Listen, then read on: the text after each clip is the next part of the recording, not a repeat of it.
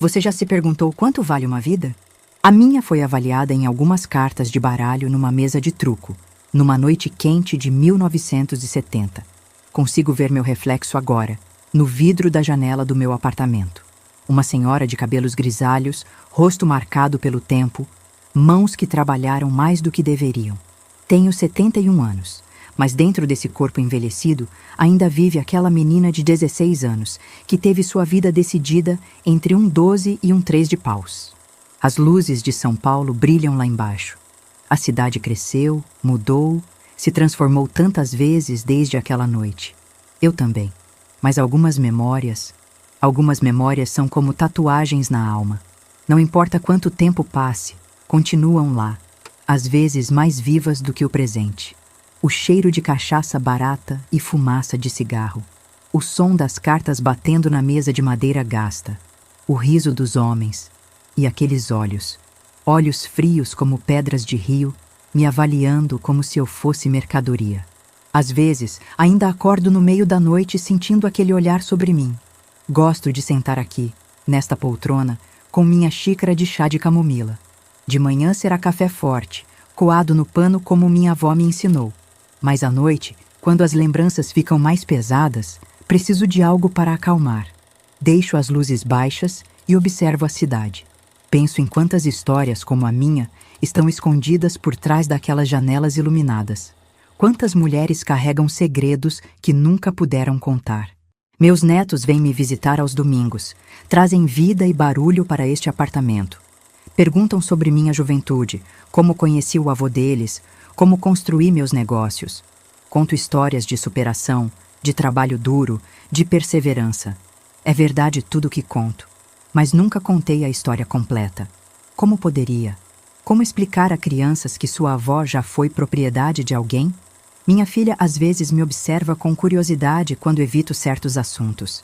Ela sabe que há lacunas na minha história. Respeita meu silêncio. Talvez desconfie de algo.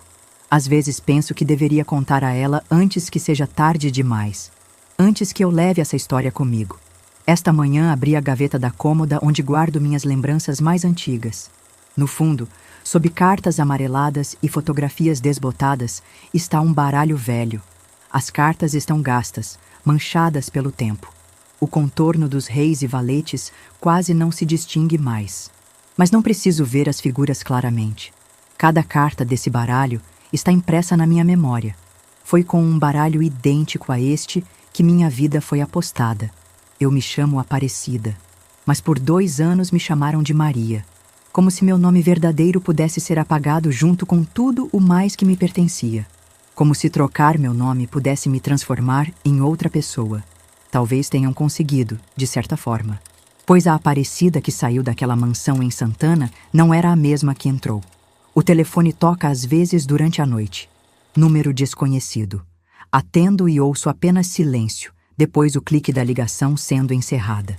Minha filha diz que são enganos, trotes, mas sei que não são. Sei exatamente quem está do outro lado. É o passado me lembrando que nunca estou completamente livre. Vocês devem estar se perguntando como uma menina acaba sendo apostada numa mesa de jogo. Como isso é possível? Como pode uma pessoa pertencer a outra? As respostas são simples e terríveis ao mesmo tempo. Pobreza, abandono e homens que enxergam mulheres como objetos. E devem estar curiosos também para saber como sobrevivi, como escapei, como transformei horror em força, como construí uma vida depois de ter sido tratada como coisa. Essa é a história que nunca contei, até hoje. Enquanto a cidade dorme lá embaixo, vou finalmente desenterrar o passado. Não para reviver a dor, mas para exorcizá-la de uma vez por todas. Para mostrar que aquela menina que tremeu de medo diante de um homem poderoso acabou construindo seu próprio império. Que aquela que foi mercadoria se tornou dona do próprio destino. Esta é minha história. A história de como perdi tudo, até mesmo meu nome, e como recuperei não apenas o que me foi roubado, mas muito mais. É a história de como um jogo de cartas mudou minha vida. E de como, décadas depois, eu finalmente virei o jogo. Nasci em Carapicuíba, no final dos anos 50, quando aquilo ainda era praticamente roça nos arredores de São Paulo. Minha mãe, Dona Sebastiana, era lavadeira e fazia faxina nas casas da região. Meu pai nunca conheci. Para minha mãe, ele era assunto proibido, desses que faziam seus olhos marejarem e sua boca se fechar em uma linha fina e tensa. Nossa casa era um barraco de madeira com telhado de zinco que transformava o verão num inferno. 2 peças apenas. Um cômodo onde dormíamos e outro que servia de cozinha. O banheiro era uma cabaninha nos fundos, com um buraco no chão. A água vinha da bica comunitária, onde minha mãe lavava roupa junto com outras mulheres do bairro. Aquelas conversas e risadas ao redor dos tanques são algumas das minhas poucas lembranças alegres da infância. Escola? Frequentei até a 4ª série. Aprendi a ler, escrever e fazer contas básicas. Dona Eunice, minha professora, dizia que eu tinha potencial. Essa menina tem luz nos olhos, comentava com minha mãe nas reuniões. Ela até tentou convencer mamãe a me deixar continuar estudando, mas a fome não espera diploma. Aos 10 anos, já acompanhava minha mãe nas faxinas, aprendendo a limpar casas de gente rica que mal olhava em nossos rostos.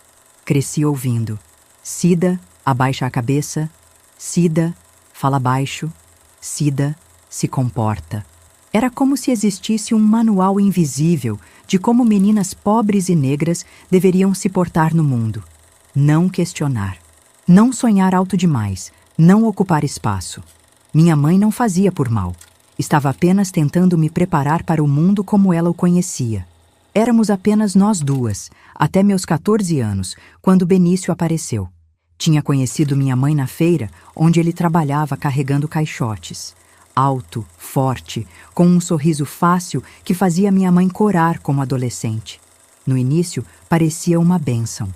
Trazia comida para casa, consertou o telhado que pingava, fez uma instalação elétrica improvisada que nos permitiu ter uma lâmpada e um rádio velho. Agora temos um homem em casa, dizia minha mãe, como se aquilo resolvesse todos os problemas. E por alguns meses pareceu resolver mesmo. Benício era engraçado, contava histórias da Bahia, sua terra natal, cantava forrós enquanto tomava uma cachaçinha depois do jantar. Ele me chamava de filhota e dizia que ia me ensinar a dançar para arranjar um bom marido. Mas logo a cachaça passou a ser mais frequente. As histórias foram substituídas por silêncios pesados ou discussões com minha mãe. O dinheiro começou a faltar. Descobrimos que Benício tinha outra paixão além da minha mãe: o jogo. Apostava tudo o que ganhava em rinhas de galo, corridas de cavalo e principalmente cartas. É só uma fase, justificava minha mãe quando eu questionava. Homem é assim mesmo, Cida. A gente precisa entender. E ela entendia tanto que começou a fazer horas extras nas faxinas, assumindo mais casas, voltando cada vez mais tarde, mais cansada, mais curvada. Aos 15 anos, comecei a trabalhar como doméstica na casa da família Monteiro, no Butantã. Saía de casa às 5 da manhã e voltava às 8 da noite. Entregava quase todo o meu salário para minha mãe, guardando apenas alguns trocados que escondia dentro de um vidro de pepino vazio enterrado no quintal. Sonhava em juntar dinheiro suficiente para fugir dali, talvez para o centro de São Paulo, onde diziam que moças podiam trabalhar em lojas, usar uniformes bonitos, ser tratadas como gente. Foi nessa época que comecei a perceber o modo como Benício me olhava. Não era mais o olhar de um padrasto para uma enteada.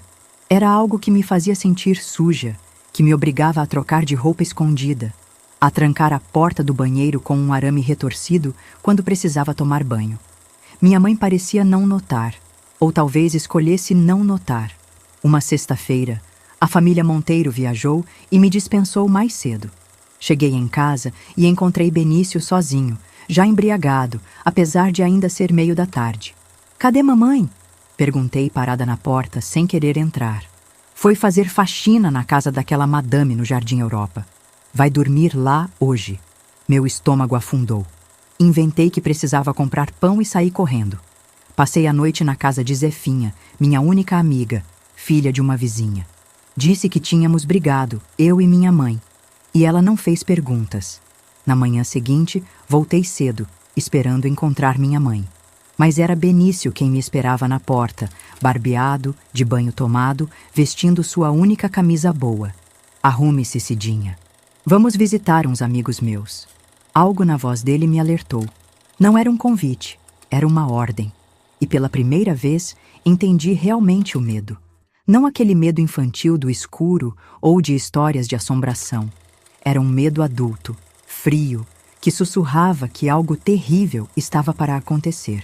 E estava. O bar do Neco ficava numa viela estreita da Lapa, tão apertada que 2 carros não conseguiriam passar lado a lado. Era um lugar sem placa na frente. Apenas uma porta de metal desbotado e uma janela coberta por grade e cortina amarelada. Para os não iniciados, poderia parecer apenas mais um boteco decadente. Mas os frequentadores sabiam que ali, nos fundos, além do balcão manchado e das mesas bambas, havia um pequeno salão onde aconteciam jogos de azar proibidos pela ditadura militar que governava o país. Benício me guiava com uma mão firme em meu braço, como se temesse que eu pudesse fugir.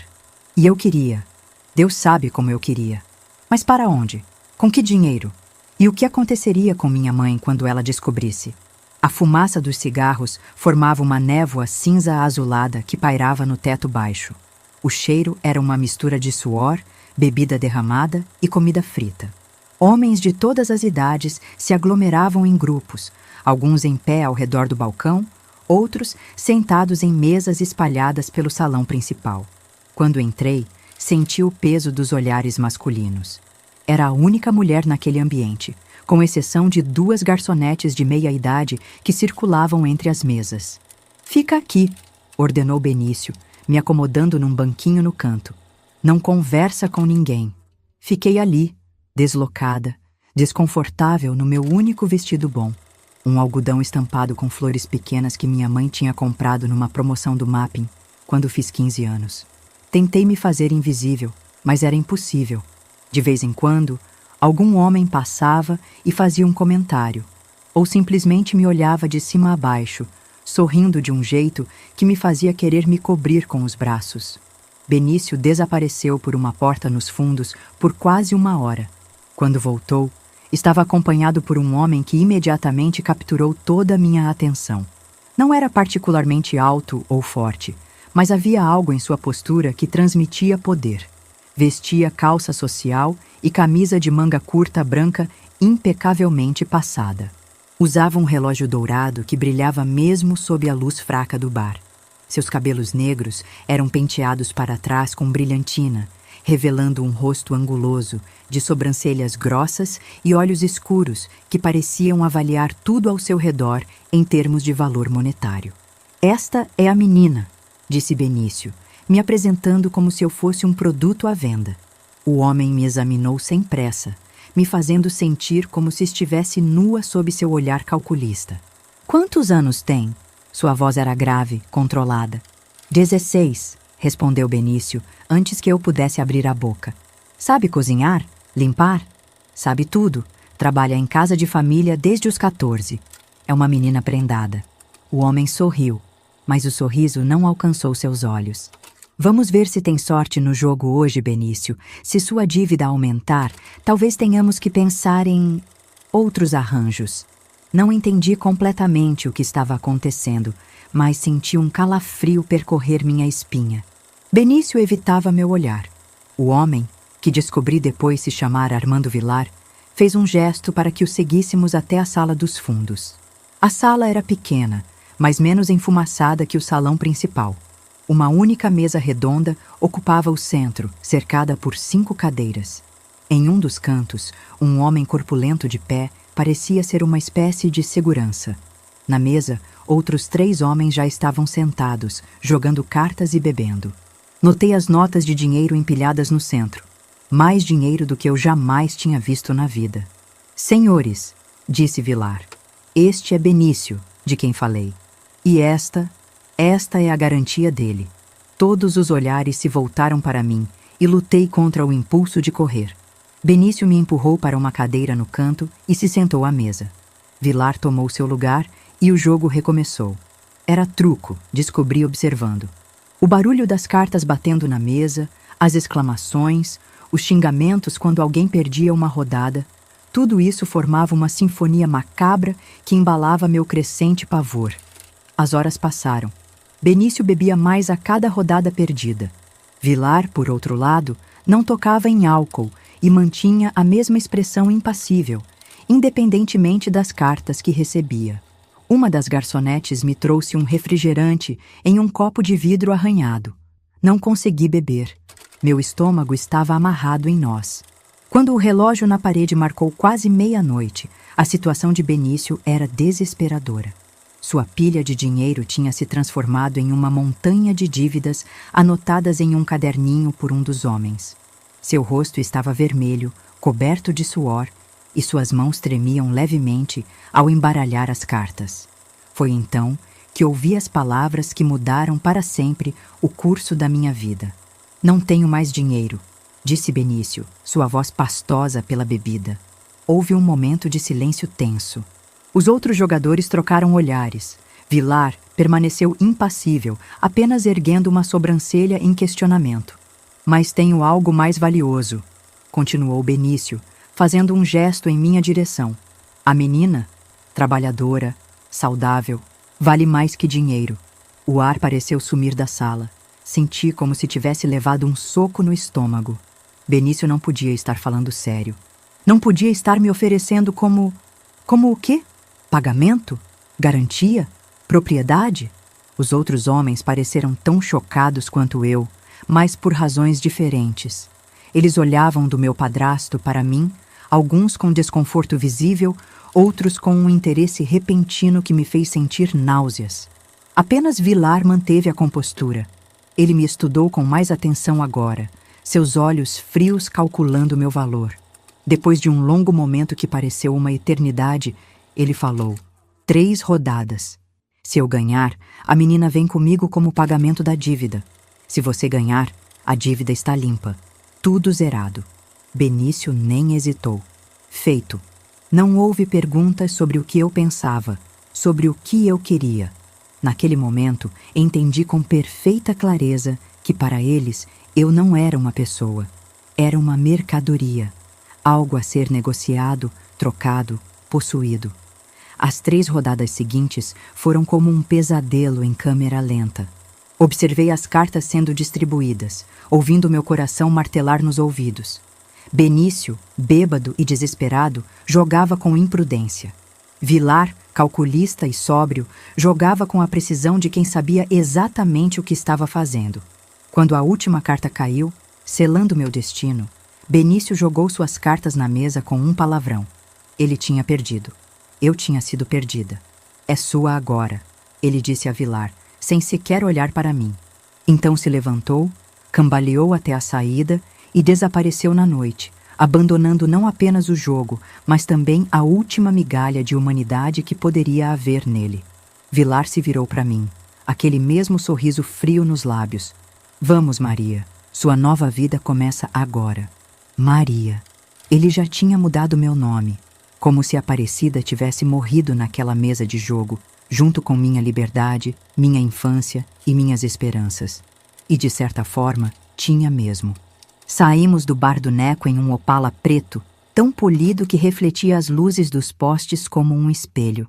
Um motorista uniformizado me abriu a porta traseira e Armando Vilar entrou após mim, sentando-se a uma distância calculada. O carro cheirava a couro novo e colônia cara, cheiros que na época eu nem sabia identificar, mas que agora estão gravados na minha memória como o próprio aroma do medo. "Quanto tempo até chegarmos em casa, Geraldo?" perguntou Vilar ao motorista. "Cerca de 20 minutos, patrão. O trânsito está bom a esta hora." Vilar assentiu e virou-se para mim. Seu rosto estava parcialmente iluminado pelas luzes da cidade que passavam pela janela, criando um jogo de sombras que o tornava ainda mais intimidador. "Algumas regras, Maria." Ele enfatizou o nome que havia me dado, como se quisesse que eu entendesse que Aparecida não existia mais. "Primeira, você pertence a mim, agora. Aquele vagabundo do seu padrasto me devia dinheiro suficiente para comprar 3 casas como a que você morava. Considere-se uma forma de pagamento." Engoli em seco, incapaz de responder. O carro deslizava pelas ruas de São Paulo, afastando-se da região pobre onde eu havia crescido, em direção a bairros que eu só conhecia por ouvir falar. "Segunda regra, Na minha casa, você fará o que eu mandar. Trabalha para mim agora. Vai limpar, vai servir, vai fazer o que for preciso. Em troca, terá comida, roupa, um teto. Mais do que merece, considerando sua origem. Suas palavras eram como facas, cada uma cortando um pedaço da minha identidade. Naquela noite, eu não era mais a Aparecida que sonhava em juntar dinheiro para mudar de vida, que lia revistas velhas, sonhando com um futuro melhor, que tinha uma mãe esperando por ela, mesmo que em uma casa miserável. Eu era Maria, uma propriedade adquirida em uma mesa de jogo. Terceira regra: esqueça sua vida anterior. Sua família, seus amigos, seu nome de batismo. Nada disso existe mais. Se tentar fugir, vou encontrá-la. Tenho conhecidos em toda São Paulo, inclusive na polícia. E acredite, o que acontecerá se eu te encontrar será muito pior do que qualquer coisa que possa imaginar agora. Mesmo no escuro do carro, vi o brilho ameaçador em seus olhos. Não era uma ameaça vazia, era uma promessa. E eu acreditei. Passamos por avenidas cada vez mais largas e arborizadas. Os prédios deram lugar a casas grandes, escondidas atrás de muros altos e portões elaborados. Finalmente, o carro parou diante de um portão de ferro trabalhado. O motorista buzinou 2 vezes e o portão começou a se abrir automaticamente. Algo que me pareceu mágico na época. A casa, ou melhor, a mansão, era um sobrado imponente em estilo colonial, pintado de amarelo claro com detalhes em branco. Um jardim impecável cercava a construção, com árvores bem podadas e canteiros de flores que, mesmo à noite, davam um ar de opulência ao lugar. Luzes externas iluminavam estrategicamente a fachada, criando um efeito que me fez pensar nas casas de filmes americanos que às vezes passavam na TV da família Monteiro. O carro parou na entrada principal, onde havia uma pequena escadaria que levava à porta da frente.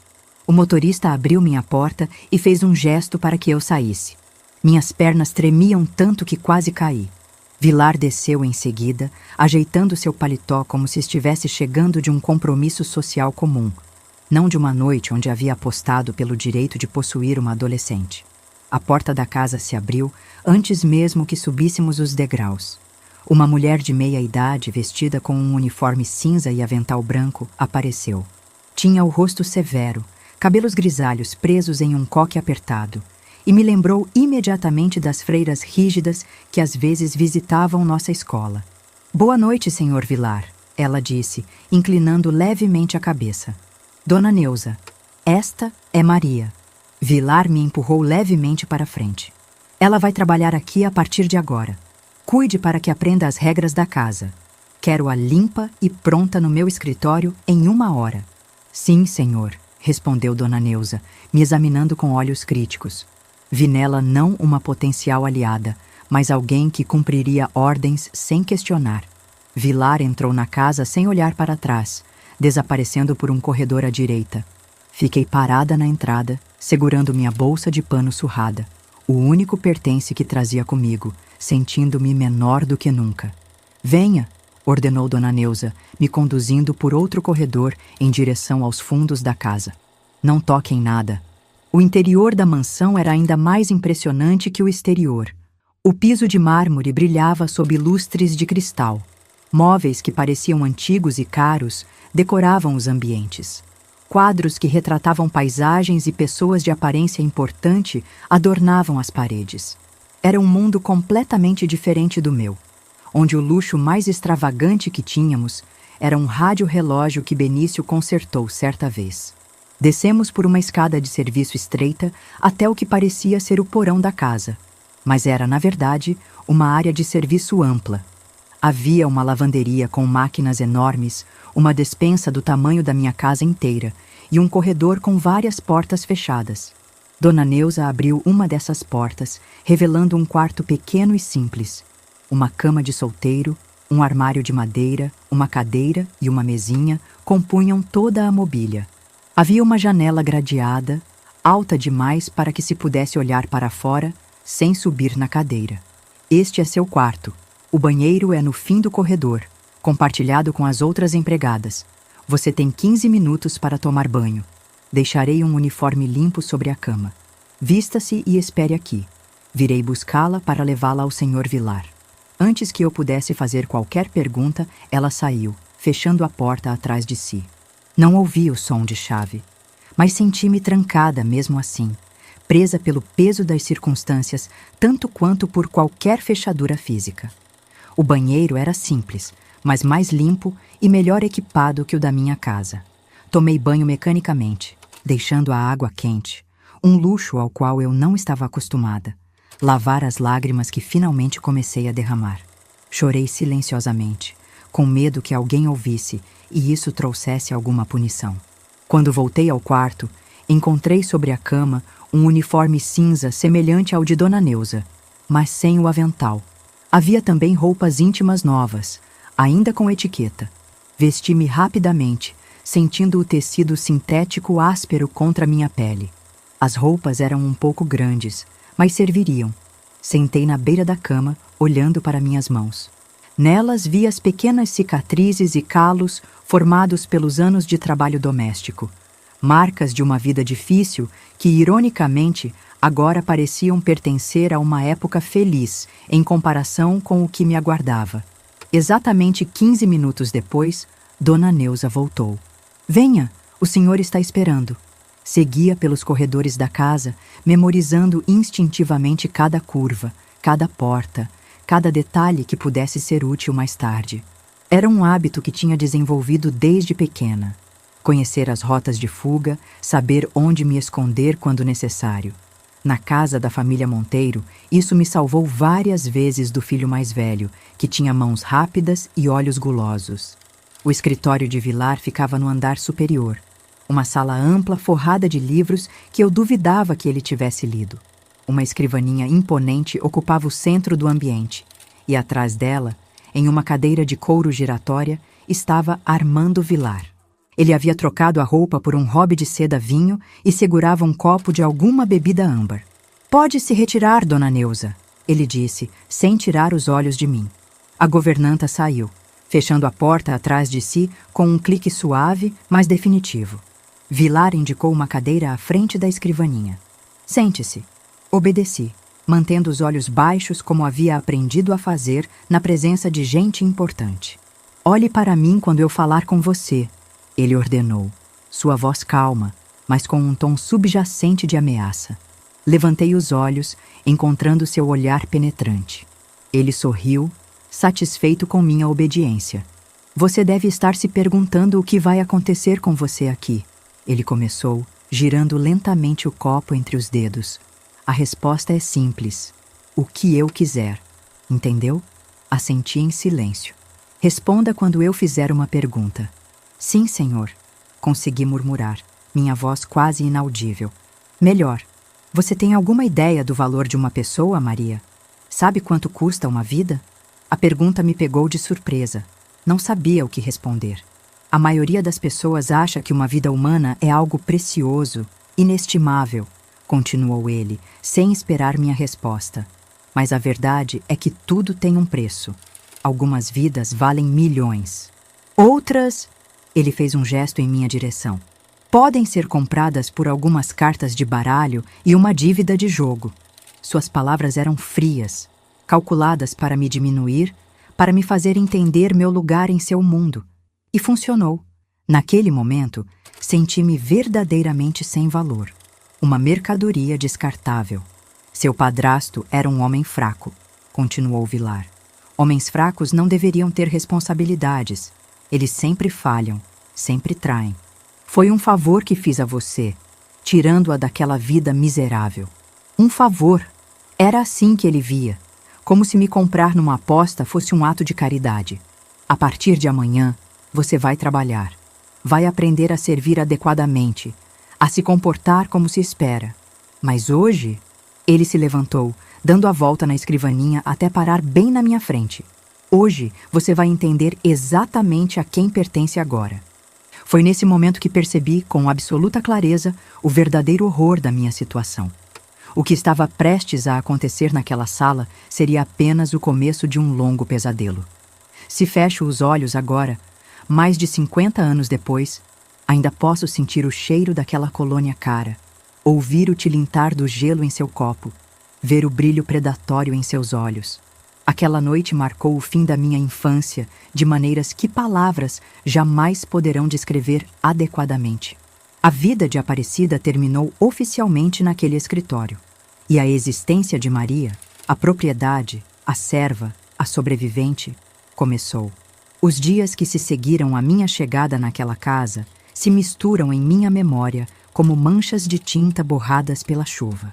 Lembro-me de acordar no dia seguinte, meu corpo dolorido, minha mente tentando convencer-se de que tudo havia sido apenas um pesadelo. Mas o quarto desconhecido, o uniforme cinza pendurado na porta do armário e o som de passos no corredor confirmavam que o pesadelo era, na verdade, minha nova realidade. Dona Neuza me acordou às 5 da manhã, batendo na porta com uma força desnecessária. Levante-se. Você tem 10 minutos para se aprontar e me encontrar na cozinha. A cozinha da mansão era maior que toda a casa onde eu crescera. Equipada com aparelhos reluzentes e utensílios que eu nunca havia visto antes, era o domínio de Clementina, uma mulher negra como eu, mas de pele mais escura e pelo menos 30 anos mais velha. Seus olhos cansados me avaliaram quando entrei, sem demonstrar simpatia ou antipatia. Apenas uma espécie de resignação, como quem reconhece um destino familiar. Esta é a nova, disse Dona Neuza. Vai trabalhar principalmente na limpeza da casa e na arrumação dos quartos, mas também deve aprender a servir a mesa quando tiverem convidados. Clementina assentiu, continuando a preparar o café da manhã sem interromper seu ritmo. Coma algo rapidamente, ordenou Dona Neuza, indicando um pão e café preto em um canto da mesa da cozinha. Depois vou lhe mostrar suas tarefas. Comi mecanicamente, sem sentir o gosto do alimento. Meu estômago estava fechado por uma ansiedade que parecia ter se instalado permanentemente em meu corpo. Observei em silêncio enquanto Clementina trabalhava, movendo-se com eficiência pela cozinha, preparando uma refeição elaborada para pessoas que provavelmente nem notariam o esforço envolvido. Após o café, Dona Neuza me levou por toda a casa, explicando minuciosamente cada tarefa que eu deveria realizar. Limpar os banheiros, passar pano nos pisos de mármore, tirar o pó dos móveis antigos, trocar as roupas de cama. Para cada atividade, havia um procedimento específico, um produto particular, uma maneira correta. O Sr. Vilar não tolera imperfeições. Ela repetia constantemente. Se algo não estiver exatamente como ele gosta, você será punida. A palavra punida pendia no ar como uma ameaça constante. Eu ainda tinha marcas das punições da noite anterior, marcas que tentava esconder sob o uniforme, mas que doíam a cada movimento. Por volta das 10 da manhã, conheci Dalva, responsável pela lavanderia. Era uma mulher de meia idade, magra, com olheiras profundas e um leve tremor nas mãos. Ela me ensinou como lavar e passar as camisas de Vilar. Cada uma devia ser passada de uma maneira específica, com vincos exatos nas mangas e no colarinho. Ele joga fora se não estiver perfeito, explicou ela, demonstrando como fazer. E desconta do nosso pagamento. Pagamento? Perguntei surpresa. Não havia considerado que poderia receber algo pelo meu trabalho. Dalva me olhou com uma mistura de pena e confusão. Você não veio por uma vaga de empregada, veio? Baixei os olhos, sentindo o rosto queimar de vergonha. Não sabia como explicar minha situação. Nem tinha certeza se devia. Ah, menina! Dalva suspirou, parecendo entender sem que eu precisasse dizer. Não é a primeira vez que ele traz alguém assim. Só, tente fazer tudo direito, tá? Não chame atenção. Quanto menos ele notar você durante o dia, melhor. Aquele conselho, não chame atenção, tornou-se meu mantra nos dias que se seguiram. Aprendi a me mover silenciosamente pelos corredores, a fazer meu trabalho com eficiência mecânica, a me tornar quase invisível. Durante o dia, essa estratégia funcionava. Mas as noites eram outra história. A mansão tinha outros habitantes além de Vilar. Sua esposa, Marli, uma mulher loira e magra, que parecia perpetuamente entediada ou levemente embriagada. Ela praticamente não me notava, tratando-me como trataria um móvel ou um eletrodoméstico, algo útil, mas sem valor intrínseco. Havia também o filho, Kleber, Um jovem de 20 e poucos anos que herdara do pai não apenas os negócios, mas também o olhar predatório. E, ocasionalmente, a filha caçula, Silvia, que estudava em um internato e só vinha para casa nas férias. Nos primeiros dias, senti-me completamente sozinha. Não havia ninguém com quem eu pudesse falar verdadeiramente. Clementina, Dalva e as outras empregadas eram educadas, mas distantes. Talvez por autopreservação, talvez porque já tivessem visto outras Marias virem e irem. À noite, sozinha no meu pequeno quarto, eu chorava silenciosamente, mordendo o travesseiro para abafar o som. Pensava na minha mãe. Será que ela sabia o que Benício tinha feito? Estaria me procurando? Ou teria aceitado alguma mentira contada por ele? Imaginava-a preocupada, perguntando por mim nas casas dos vizinhos, talvez até na polícia. Mas outra parte de mim temia que ela simplesmente tivesse aceitado meu desaparecimento, talvez até com alívio por ter uma boca a menos para alimentar. O pior era a sensação constante de vulnerabilidade. Nunca sabia quando Vilar poderia aparecer, quando seria chamada ao seu escritório ou ao seu quarto. Vivia em permanente estado de alerta, sobressaltando-me com qualquer ruído, meu coração disparando ao ouvir passos se aproximando. O medo era meu companheiro constante, mas aos poucos algo mais começou a crescer dentro de mim. Não era exatamente raiva, embora houvesse muita raiva também. Era uma determinação silenciosa, uma recusa em deixar que aquele homem destruísse completamente quem eu era. Uma semana após minha chegada, encontrei um pequeno caderno em meio aos itens que seriam jogados fora. Tinha várias páginas em branco e uma capa simples de papelão. Escondi-o sob o colchão da minha cama e, nas poucas horas de descanso que tinha, comecei a escrever. Não um diário explícito. Seria perigoso demais se alguém encontrasse. Mas pequenas frases, palavras que me ajudavam a não esquecer quem eu era. Meu nome é Aparecida. Tenho uma mãe que se chama Sebastiana. Sei ler e escrever. Dona Eunice disse que sou inteligente. Esses pequenos atos de resistência me ajudavam a preservar um núcleo interno que Armando Vilar não podia tocar. Não importa quanto poder tivesse sobre meu corpo ou minha rotina diária. No meio daquele pesadelo, essas pequenas afirmações de identidade eram como respirar quando se está se afogando. Não resolviam o problema fundamental, mas me mantinham viva por mais um momento. Certa manhã, enquanto limpava o quarto de Vilar, encontrei uma fotografia em uma gaveta que estava parcialmente aberta. Mostrava uma família, um casal jovem com 2 crianças pequenas. O homem na foto era uma versão mais jovem de Vilar, sem o cabelo grisalho nas têmporas, mas com o mesmo olhar frio. A mulher não era Marli, mas uma mulher de aparência simples, com traços que sugeriam origem nordestina. As crianças eram um menino e uma menina, ambos com cerca de 5 e 3 anos. Antes que pudesse examinar melhor a foto, ouvi passos no corredor.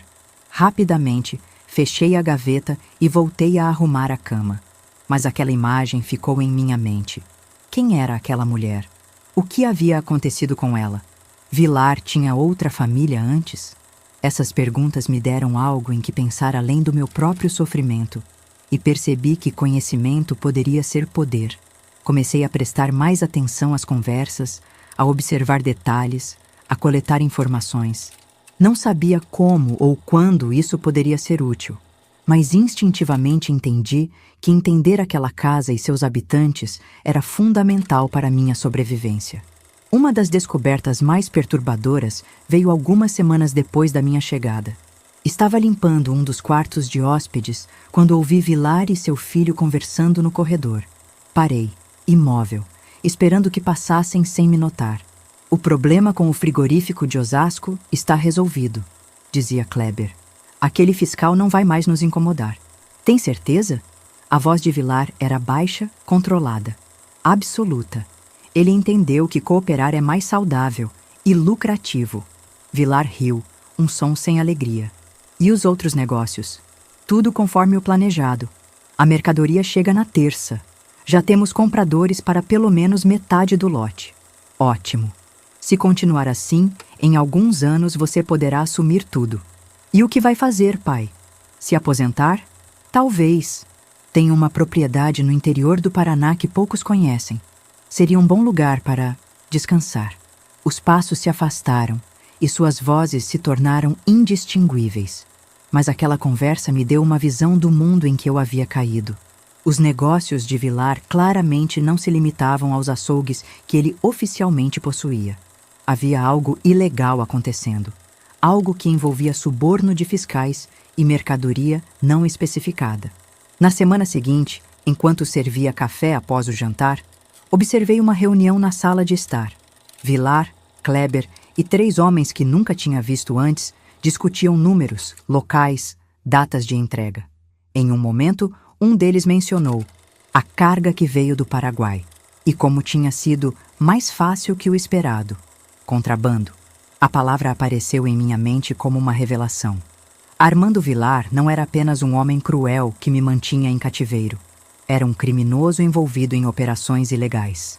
Esta compreensão trouxe um misto contraditório de emoções. Por um lado, mais medo. Eu estava nas mãos de alguém perigoso, alguém com conexões criminosas que poderia facilmente me fazer desaparecer se eu causasse problemas. Por outro lado, uma estranha sensação de poder. Agora eu tinha informações que poderiam prejudicá-lo. Mas o que poderia fazer com esse conhecimento?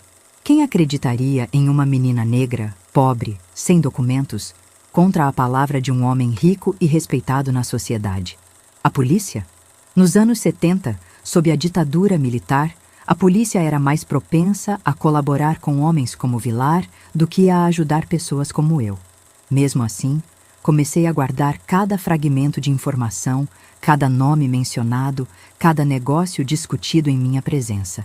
Sempre que estava sozinha com meu caderninho escondido, anotava o que podia lembrar, criando um registro codificado que somente eu poderia entender. Não sabia quando ou como usaria essas informações, mas ter aquele conhecimento me dava a ilusão de algum controle sobre meu destino. À medida que os dias se transformavam em semanas e as semanas em meses, algo em mim começou a mudar. O choque inicial deu lugar a uma determinação silenciosa. A menina assustada que chorava todas as noites foi sendo substituída por uma jovem mulher que observava, aprendia e planejava. Eu ainda tinha medo, muito medo, mas agora havia algo mais forte crescendo dentro de mim. O desejo de sobreviver não apenas fisicamente, mas como pessoa, com dignidade e identidade próprias. Meu nome é Aparecida, escrevia eu no meu caderninho todas as noites. E um dia serei livre. A mansão dos Vilar funcionava como um pequeno país, com suas próprias leis, hierarquias e segredos. E como em qualquer regime autoritário, a informação era poder. Durante meus primeiros meses lá, dediquei-me a aprender não apenas minhas tarefas, mas também os ritmos da casa, as rotinas de seus habitantes, os padrões que governavam aquele microcosmo. Descobri que Armando Vilar saía todas as manhãs por volta das 8, visitando seus açougues e outros negócios não especificados. Retornava geralmente às 6 da tarde, exceto às sextas-feiras, quando frequentemente chegava apenas de madrugada, após suas noites no bar do Neco ou em outros estabelecimentos semelhantes. Marli, sua esposa, passava a maior parte do tempo em seu quarto ou no salão de beleza. Era raro vê-la interagir com a criadagem, e quando o fazia, era através de ordens breves transmitidas à dona Neuza. Sua relação com Vilar parecia baseada em uma espécie de acordo tácito. Ele lhe proporcionava luxo e status social. Ela fazia vista grossa para suas atividades e seus hábitos. Kleber, o filho, era talvez o mais imprevisível. Às vezes, sumia por dias, outras vezes não saía de casa, trancado com o pai no escritório ou recebendo amigos para sessões de pôquer que invariavelmente terminavam em bebedeira. Ele tinha o hábito perturbador de observar as empregadas enquanto trabalhavam, fazendo comentários que iam do inapropriado ao obsceno. Aprendi também sobre as outras empregadas. Clementina vivia na mansão há mais de 20 anos, desde os tempos em que Vilar ainda estava construindo seu império. Sabia mais sobre a família que qualquer outra pessoa. mas guardava seus conhecimentos como um tesouro, raramente compartilhando qualquer informação. Dalva tinha vindo do Nordeste 5 anos antes, fugindo da seca e de um marido violento. E havia ainda Zuleide, a faxineira mais antiga, uma senhora de quase 60 anos que parecia ter aceitado sua posição na vida com uma resignação absoluta. Era uma espécie de sociedade paralela, com suas próprias regras não escritas. Uma delas, que aprendi rapidamente, era que certas coisas simplesmente não eram mencionadas. Quando Vilar convocava alguma de nós para seus aposentos durante a noite, ninguém comentava na manhã seguinte, mesmo que a vítima aparecesse com olhos inchados de tanto chorar ou marcas visíveis no corpo. Era como se aqueles eventos ocorressem em uma dimensão separada que todos tacitamente concordavam em ignorar. A primeira grande consequência da minha nova situação foi o isolamento quase total do mundo exterior. Nos meses iniciais, não me foi permitido sair da propriedade sob nenhuma circunstância. Quando as outras empregadas iam ao mercado ou realizavam tarefas na rua, eu ficava sob a vigilância de Dona Neuza. As janelas da casa que davam para a rua eram mantidas fechadas quando eu trabalhava nos cômodos correspondentes. Era como se Vilar temesse que eu pudesse sinalizar para algum transeunte, pedir ajuda de alguma forma. Esse isolamento era tanto físico quanto emocional. Não havia telefone que eu pudesse usar, nem possibilidade de enviar uma carta. Mesmo que conseguisse, para onde a enviaria? Para minha mãe, na casa onde Benício ainda provavelmente morava? Eu não tinha outros parentes próximos, nenhum amigo com recursos suficientes para me ajudar. A escassez de opções era uma prisão tão eficiente quanto qualquer cela com grades. Outra consequência foi a perda gradual, mas persistente, da minha identidade. Todos na casa me chamavam de Maria. Meu passado não existia em conversas. Não havia reconhecimento de que eu já tinha vivido uma vida antes de chegar ali. Não se celebrava meu aniversário. Não havia perguntas sobre minha família ou meus gostos. Era como se Aparecida tivesse morrido naquela mesa de jogo e Maria fosse apenas um recipiente vazio, existindo apenas para servir. Por alguns meses, lutei internamente contra essa erosão do meu senso de self. Meu caderninho escondido tornou-se meu único confidente, onde podia registrar não apenas informações sobre os Vilar, mas também memórias da minha vida anterior. O cheiro do café que minha mãe preparava de manhã, o som da chuva no nosso telhado de zinco, o gosto do pão com manteiga nas raras ocasiões especiais. Mas havia momentos em que me pegava respondendo automaticamente ao nome Maria, pensando em mim mesma como Maria, sonhando como Maria. Nesses momentos, sentia um pânico visceral, um medo de estar perdendo algo essencial e irrecuperável. A terceira e talvez mais complexa consequência foi a transformação da minha visão de mundo. Antes, em minha simplicidade, eu dividia as pessoas entre boas e ruins, entre aquelas que ajudavam e aquelas que machucavam. A vida na mansão dos Vilar destruiu essa dicotomia ingênua. Aprendi que as pessoas raramente são inteiramente boas ou más. Dona Neuza, por exemplo, era rigorosa e às vezes cruel em suas exigências, mas ocasionalmente demonstrava pequenos atos de gentileza. Um comprimido discretamente oferecido quando me via com expressão de dor. Um pedaço extra de bolo quando ninguém estava olhando. Clementina mantinha uma fachada de indiferença, mas uma vez me ensinou, em sussurros rápidos, como preparar um chá que evita consequências indesejadas após as visitas noturnas de Vilar. Beba logo em seguida, instruiu, sem olhar diretamente para mim. Nunca fale. Até mesmo Marli, que geralmente me ignorava completamente, uma vez interveio quando Kleber estava sendo particularmente agressivo comigo. Deixa a garota em paz, disse ela com sua voz arrastada pelo álcool. Seu pai não gosta quando outros mexem com o que é dele. Não era exatamente uma defesa motivada por compaixão, mas naquele momento serviu ao propósito de me proteger. Essa compreensão da complexidade humana foi dolorosa, mas essencial. Mostrou-me que mesmo em um ambiente hostil como aquele, alianças sutis podiam ser formadas, pequenas misericórdias podiam ser encontradas. E mais importante, ensinou-me que a sobrevivência, muitas vezes, dependia de reconhecer essas nuances. Aprendi também sobre o poder do silêncio e da observação. Nas primeiras semanas, cometia o erro de reagir visivelmente às crueldades e injustiças que testemunhava. Um comentário depreciativo de Vilar podia provocar lágrimas. Uma ordem absurda de Dona Neuza, uma expressão de revolta.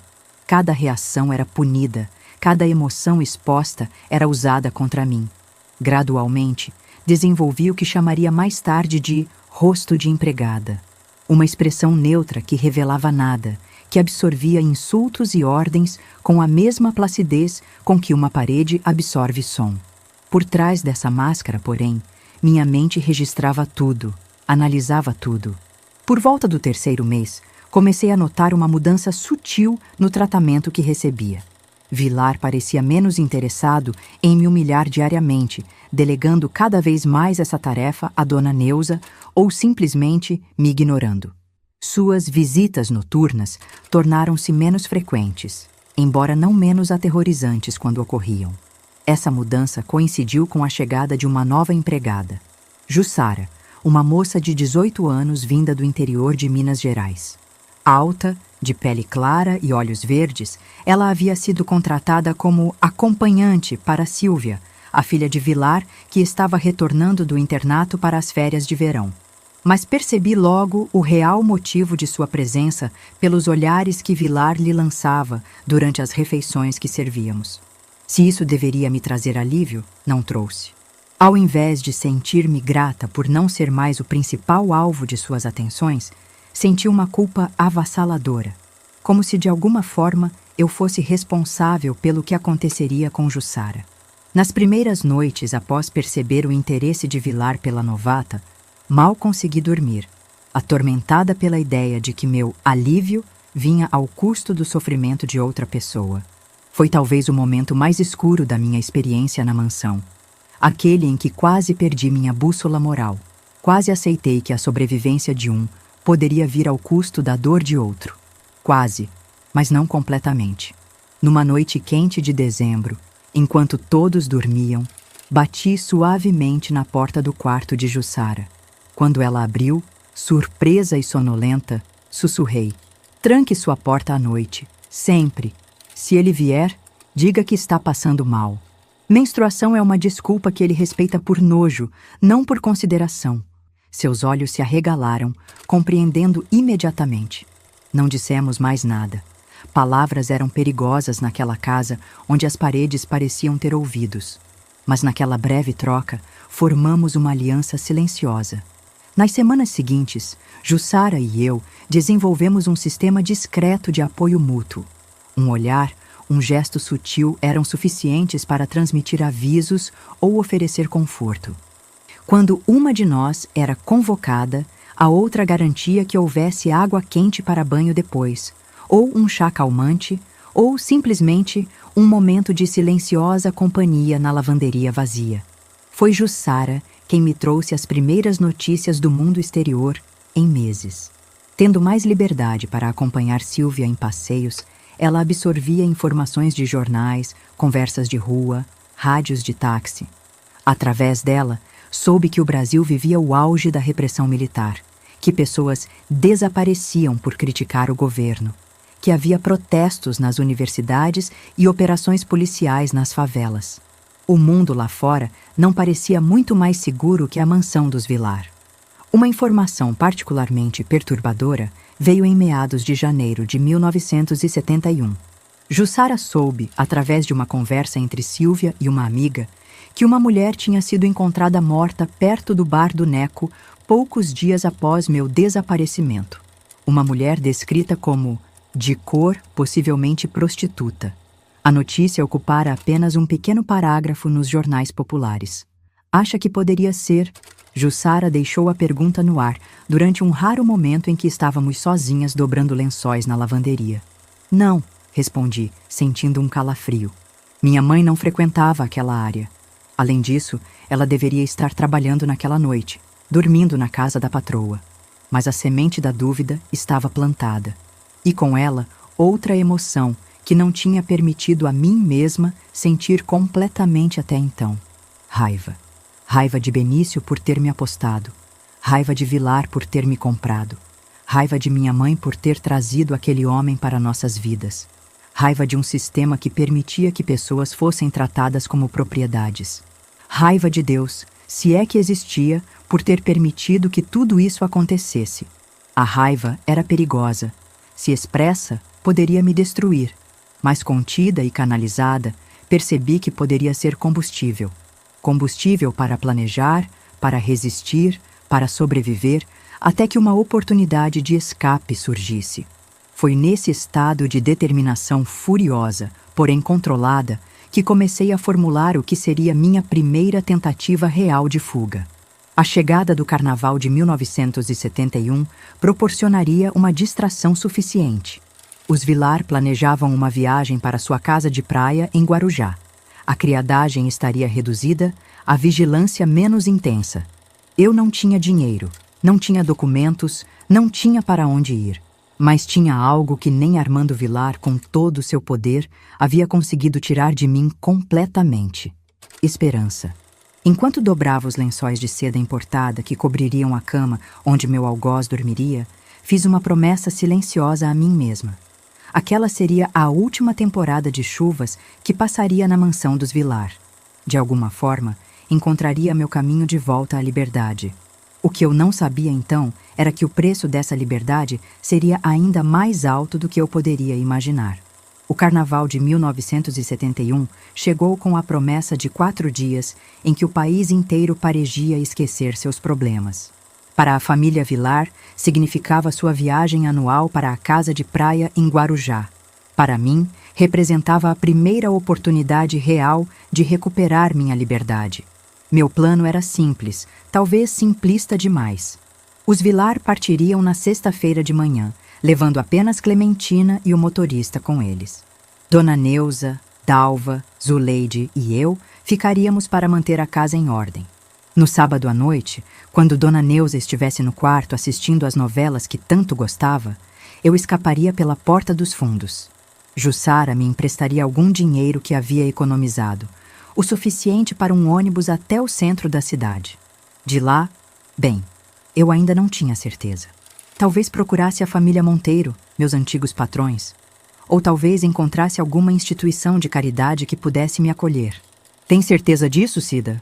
Jussara perguntou enquanto me entregava discretamente as notas amassadas, 2 dias antes da fuga planejada. Ela era a única que me chamava pelo apelido do meu verdadeiro nome, sempre em sussurros, quando estávamos sozinhas. Tenho. Não posso continuar aqui. Minha voz tremia, mesclando medo e determinação. Se ficar mais tempo, vou deixar de ser eu mesma. Jussara assentiu, compreendendo o que eu não conseguia expressar em palavras. Não era apenas o abuso físico, as humilhações diárias ou o trabalho extenuante. Era a erosão constante da minha identidade, o perigo de internalizar a visão que Vilar tinha de mim, como um objeto, uma propriedade, algo menos que humano. Se conseguir, vou tentar mandar notícias, prometi, sabendo que era improvável. E um dia, quando estiver segura, volto para ajudar você. Na sexta-feira, observei o Opala preto dos Vilar desaparecer pelo portão, carregando a família, Clementina e várias malas para seu fim de semana de luxo à beira-mar. Senti um alívio momentâneo, como se o ar dentro da mansão ficasse subitamente mais respirável na ausência deles. Mas sabia que não podia baixar a guarda. Dona Neuza tinha olhos de águia e uma lealdade inabalável ao patrão. Passei o sábado realizando minhas tarefas normais, tentando não demonstrar nenhuma mudança no comportamento. Limpei os quartos, organizei o escritório, poli os talheres de prata. Cada movimento mecânico mascarava a tempestade interior de ansiedade e esperança que ameaçava me consumir. À noite, após o jantar simples que compartilhamos na cozinha, Dona Neuza se retirou para seu quarto com um copo de chá e o controle da televisão. Era o momento que eu esperava. Esperei 40 minutos, tempo suficiente para que ela estivesse absorta em sua novela favorita. Então, com o coração batendo tão forte que parecia que explodiria meu peito, peguei minha pequena trouxa, algumas roupas, meu caderninho de anotações e o dinheiro de Jussara, e me dirigi silenciosamente à porta dos fundos. A noite estava quente, úmida com a promessa de uma tempestade de verão. As cigarras cantavam em um coro ensurdecedor, camuflando o som dos meus passos pelo quintal dos fundos. O muro que cercava a propriedade parecia mais alto do que eu lembrava, mas havia uma árvore próxima que eu planejava usar para escalá-lo. Estava a meio caminho da árvore quando as luzes do quintal se acenderam de repente, inundando o espaço com claridade impiedosa. Congelei, ofuscada e exposta, como um animal surpreendido por faróis. Onde pensa que vai, Maria? Minha história continua na próxima parte. Se você sentiu que precisa saber o que aconteceu depois desta noite, clique nesse ícone que apareceu na tela ou busque em meu canal por A História Real desta Avó, o Preço da Aposta, parte 2. Lá você descobrirá como enfrentei as consequências desta tentativa de fuga e os eventos que mudariam para sempre o rumo da minha vida.